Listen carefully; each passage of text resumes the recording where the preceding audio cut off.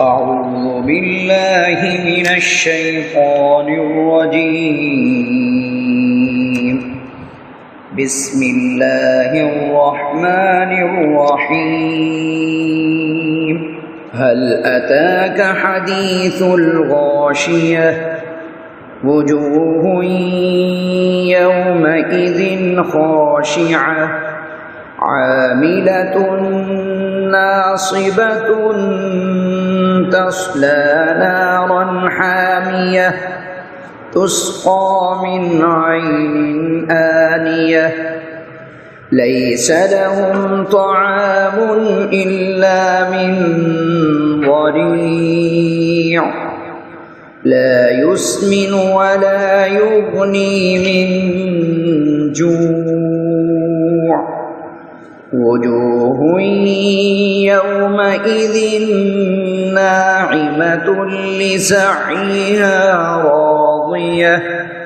في جنة عالية لا تسمع فيها لاغية فيها عين جارية فيها سرر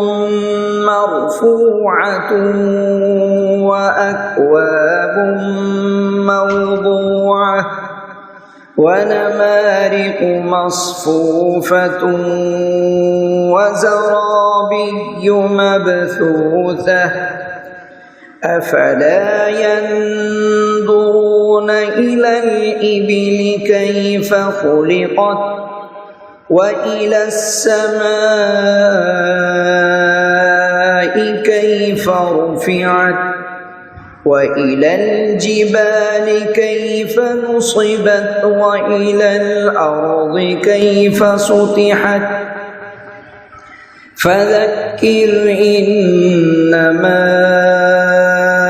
أنت مذكر لست عليهم بمسيطر إلا من تولى وكفر فيعذبه الله العذاب الأكبر إن إلينا إيابهم ثم إن علينا حسابهم صدق الله العظيم.